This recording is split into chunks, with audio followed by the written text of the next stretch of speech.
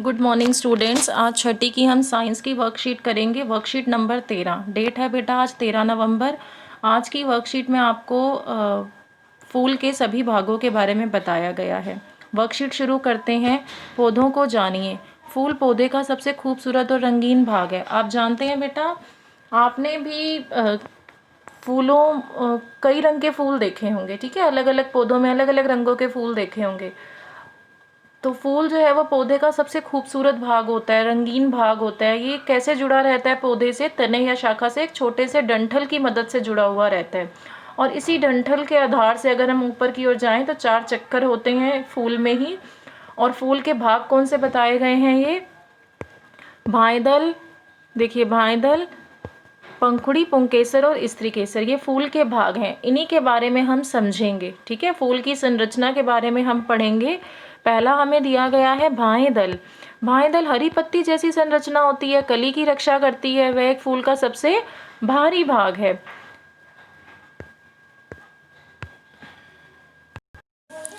ये देखिए बेटा, यहाँ ये आपको भाइदल दिखाया गया है।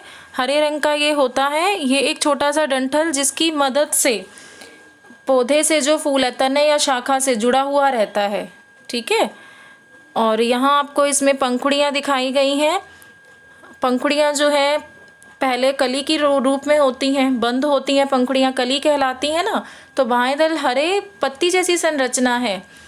यहाँ बाएं जो है हरी पत्ती जैसी संरचना दिखाई हुई है, कली की रक्षा करता है ये, और फूल का सबसे भारी भाग होता है ये। यहाँ बेटा देखो, आपको पंखुड़ियाँ दिखाई गई हैं, गुलाब का फूल है ये, और यहाँ पर आपको पंखुड़ियाँ दिख रही हैं, ठीक है। आगे पढ़ते हैं। पंखुड़ी फूल का रंगीन भाग होती है, खुशबूदार होती है। पंखुड़ियों में खुशबू होती है ना फूल के। और पंखुड़ियों का काम क्या है? ये परागण के लिए कीटों को आकर्षित करती है। आकर्षित मतलब अपनी तरफ खींचती हैं। परागण के लिए कीटों को आकर्षित करती हैं। दूसरा भारी चक्कर बनाते हैं ये। अब हम फूल का तीसरा भाग स्त्री केसर के बारे में पढ़ेंगे। स्त्री केसर फूल का मादा जनन अंग है। इसमें अंडाशय, वर्तिका और वर्तिकाग्र होते हैं। तो इसमें 3 आपको बताए गए हैं। अंडाशय होता है, इसमें वर्तिका होती है और वर्तिकाग्र होते हैं। मादा जनन अंग होता है ये फूल का। ये देखिए, यहाँ आपको ये स्त्री केसर के भाग दिखाए गए हैं। ये यहाँ अंडाशय दिखाया गया है, ये वर्तिकार्ग है और ये वर्तिका है। ये क्या दिखाई गई है? वर्तिका। पुष्प के केंद्र में स्थित होता है ये स्त्री केसर। और अंडाशय जो है ये स्त्री केसर का निचला और फूला हुआ भाग होता है, ठीक है।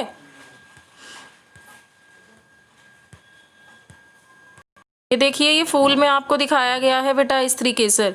यहाँ पर ये अंडाशय दिखाया गया है, ये वर्तिकाग्र है, और यहाँ ये क्या है? वर्तिका है। फूल के केंद्र में ये होता है स्त्री केसर। आगे पढ़ते हैं। पुंकेसर फूल के नर जनन अंग है। प्रत्येक पुंकेसर में एक डंठल होता है जिसे तंतु कहते हैं, और एक थैलेनुमा संरचना परागकोश होता है जिसमें, और इस परागकोश में क्या होते हैं? पराग कण होते हैं। नर जनन अंग में कौन सा आएगा? पुंकेसर। और पुंकेसर में तंतु है। तंतु में थैले की तरह एक संरचना है, परागकोश होता है, और परागकोश के अंदर क्या होते हैं? पराग कण। ये देखिए, यहाँ आपको पुंकेसर के भाग दिखाए गए हैं। ये तंतु है, ये थैले की तरह जो संरचना दिखाई गई थी वो परागकोश कहलाती है, और इस परागकोश में क्या होते हैं? पराग कण।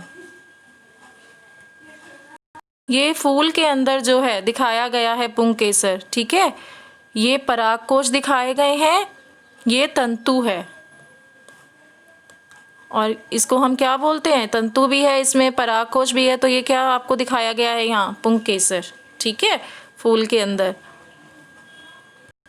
आगे पढ़ते हैं। फूल पौधे का जनन अंग है। इसमें रंगीन पंखुड़ियाँ होती हैं जो कीटों को आकर्षित करता है और परागण में मदद करता है। परागण में मदद कौन कर रही है? पंखुड़ियाँ काम कर रही हैं परागण में मदद करने का, कीटों को आकर्षित करके, ठीक है। परागण के पश्चात फूल बीजों को उत्पन्न करता है। बीज उत्पन्न करता है परागण के पश्चात फूल। अपने आसपास 2 अलग-अलग फूल लीजिए, इसके भाएँ-दल और पंखुड़ियों का निरीक्षण करिए, फिर ऊपर दिखाए गए चित्र की सहायता से इसके अलग-अलग फूल लेकर के उसमें भाएँ-दल देखो, पंखुड़ियाँ देखो, पुंकेसर पहचानने की कोशिश करो। पंखुड़ियों और पुंकेसर को हटा दीजिए ताकि आप स्त्री केसर या पिस्टिल को स्पष्ट रूप से समझ सकें। तो आपको यहाँ बेटा गुलाब दिखाया गया है। आपको यहाँ देखिए, यहाँ पंखुड़ी आना था और यहाँ भाएँ-दल, ठीक है। थोड़ा सा यहाँ इन्होंने गलत दिया हुआ है, इसको ठीक करेंगे आप।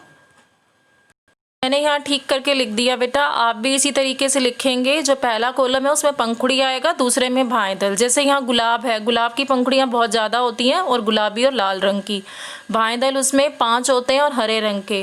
क्या भाएँ-दल और पंखुड़ी जुड़े हुए होते हैं गुलाब में या अलग अलग होते हैं? तो उसमें भाएँ-दल और पंखुड़ी जो हैं वो अलग अलग होते हैं।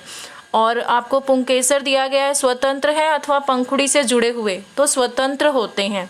फिर स्त्री केसर उपस्थित है या अनुपस्थित, तो स्त्री केसर उसमें उपस्थित रहता है गुलाब में। अब आपको एक फूल के बारे में और लिखना है, तो हम यहाँ गुड़हल ले लेते हैं। देखिए गुड़हल लिखिए और पहला कॉलम क्या है, पंखुड़ी की संख्या और रंग बताना है। तो पंखुड़ी की संख्या 5 है और रंग क्या है, गुड़हल की जो पंखुड़ियाँ होती है उसका या तो लाल रंग या गहरा गुलाबी आप लिख लो, लाल या गहरा गुलाबी। तो दूसरा कॉलम है गुड़हल में भाएँ-दल की संख्या कितनी लिखनी है, तो गुड़हल में भाएँ-दल 5 होते हैं और हरे रंग के होते हैं, ठीक है। फिर यहाँ बेटा आप तीसरा लिखेंगे, क्या भाएँ-दल और पंखुड़ी जुड़े हुए हैं या अलग हैं गुड़हल में, तो गुड़हल के केस में यहाँ आप लिखेंगे तीसरे में जुड़े हुए, ठीक है। और चौथा कॉलम पुंकेसर स्वतंत्र है अथवा पंखुड़ी से जुड़े हुए, तो गुड़हल में क्या आएगा, पुंकेसर क्या है, स्वतंत्र, ठीक है, चौथा कॉलम। फिर आप गुड़हल में लिखेंगे लास्ट वाला कॉलम जो है, स्त्री केसर उपस्थित होता है इसमें, ठीक है। अब इस वर्कशीट के हम क्वेश्चन आंसर देख लेते हैं। हमारा पहला प्रश्न है, एक पौधे के प्रजनन अंग का नाम बताइए। तो पहले का आंसर क्या आएगा, फूल, ये आप लिख लेंगे, फूल जो एक पौधे का प्रजनन अंग होता है। हमारा दूसरा प्रश्न है, फूल के किस भाग में पुंकेसर और परागकोश उपस्थित होते हैं। दूसरे का आंसर है नर जनन अंग, जो नर जनन अंग है उसमें पुंकेसर और परागकोश उपस्थित होते हैं।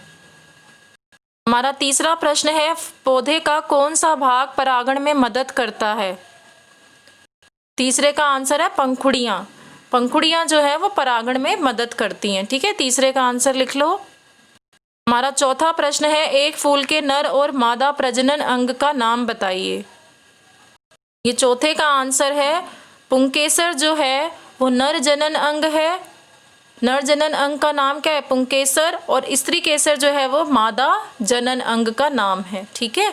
ये चौथे का आंसर आप लिख लेंगे। हमारा पांचवा प्रश्न है, चित्र को पहचानिए। ये आपको यहाँ एक चित्र दिया गया है, इसको आपको पहचानना है। ये बेटा आपका अंडाशय का चित्र आपको दिया गया है और जो यहाँ आपको एरो डाल के दिखाए गए हैं ये क्या है, बीजांड है, ठीक है। और चित्र किसका है, ये अंडाशय का। ये पांचवे का आप आंसर यहाँ से भी समझ सकते हैं, यही चित्र आपको दिखाया गया था। ये किसका चित्र है बेटा, अंडाशय का ये चित्र है और ये आपको एरो दिखाए गए थे, ये क्या है, बीजांड, ठीक है। अब इस वर्कशीट के क्वेश्चन आंसर आप कर लीजिए।